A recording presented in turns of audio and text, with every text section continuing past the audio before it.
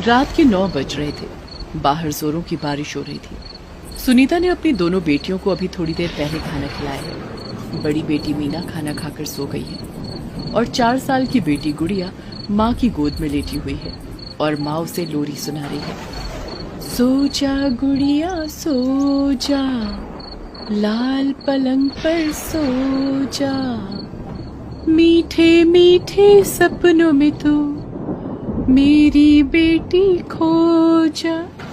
सो जा गुड़िया सो जा, लाल पलंग पर सो जा। गुड़िया भी अपनी आंखें बंद कर नींद की आगोश में चली गई है।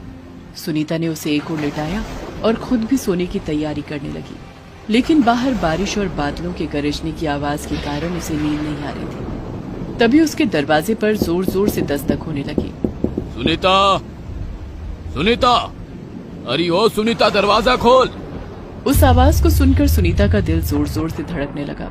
उसने डरते डरते दरवाजा खोला। दरवाजे पर उसका मकान मालिक सोहनपाल छाता लेकर खड़ा था। उसके साथ 3-4 आदमी और थे।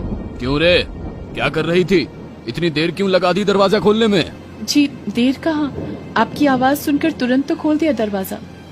उसकी बातों को सुनकर सोहनपाल ने अपना मुंह बनाते हुए कहा, ठीक है, ज्यादा बातें मत बना और 2 महीने का किराया दे मुझे। सुनीता ने अपनी साड़ी के पल्लू से बंधे 100 के 3 नोट सोहनपाल के हाथ में रख दिए और अपने हाथ जोड़कर उसके सामने खड़ी हो गई। उन पैसों को देखकर सोहनपाल भड़क गया और जोर से चिल्लाते हुए बोला, ये क्या दे रही है तू मुझे? 300 रुपए? दिमाग खराब तो नहीं हो गया तेरा? 2 महीने के 3000 रुपए हुए किराए के, और ये तू क्या दे रही है? सोहनपाल इतनी जोर जोर से बोल रहा था कि सुनीता की दोनों बेटियां जाग गईं और डर कर अपनी माँ से लिपट गई। सुनीता अब भी अपने हाथ जोड़े सोहनपाल के सामने खड़ी थी। उसने डरते हुए उससे कहा कि साहब, अभी तो इतने ही पैसे हैं, अभी ये रख लीजिए, धीरे धीरे मैं आपकी बाकी के सारे पैसे चुका दूंगी। थोड़ी सी दया इस विधवा पर कर दीजिए। देख, दया वया अगर मैं करने लगा तो मैं रोड पर आ जाऊंगा। और ये क्या लगा रखा है तुमने?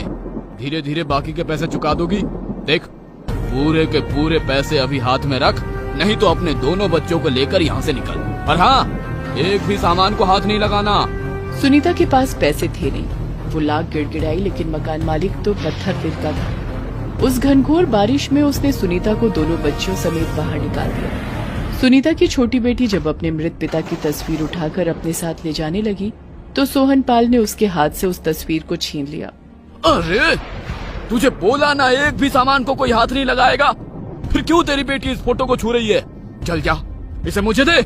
ये कहकर सोहनपाल ने उस तस्वीर को उससे छीन लिया और जमीन पर पटक दिया। उस तस्वीर का शीशा टूट गया। सुनीता और उसकी दोनों बेटियों को दुख तो बहुत हुआ, लेकिन वो कहते हैं ना कि ताकतवर के आगे कमजोर सिर्फ दुख सह सकता है, उसका विरोध नहीं कर सकता। उस घनघोर बारिश में अपनी दोनों बच्चियों के साथ वो सड़क पर चलने लगी। उसकी आंखों से लगातार आंसू बह रहे थे। माँ, अब हम लोग कहाँ जाएंगे, कहाँ रहेंगे?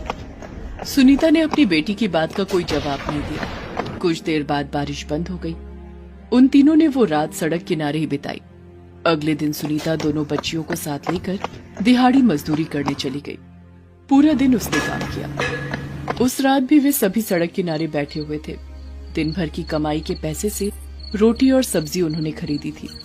सभी वही खा रहे थे। तभी माँ, मिर्ची चली गई है मुंह में, बहुत तीखा लग रहा है।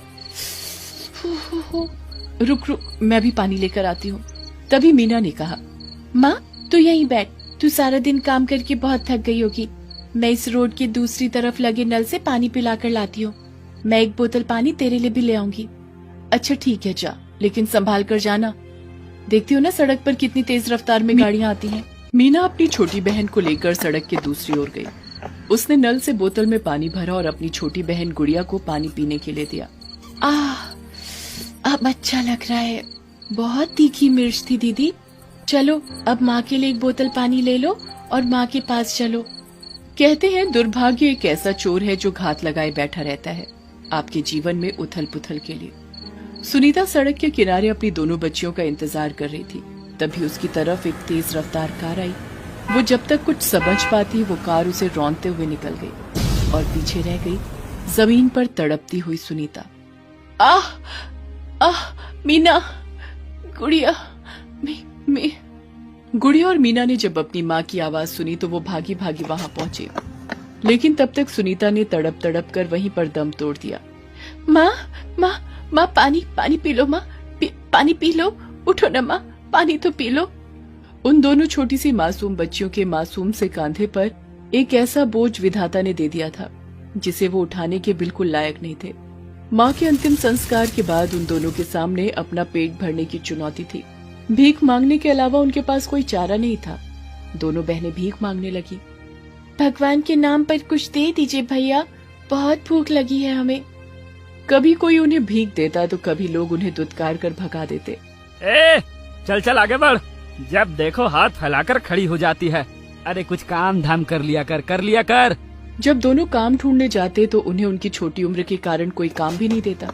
अब काम मिले या ना मिले, भूख तो पेट में लगती ही है। इसलिए कभी सड़क किनारे फेंके गए खाने के टुकड़े को वे खाते तो कभी किसी के द्वारा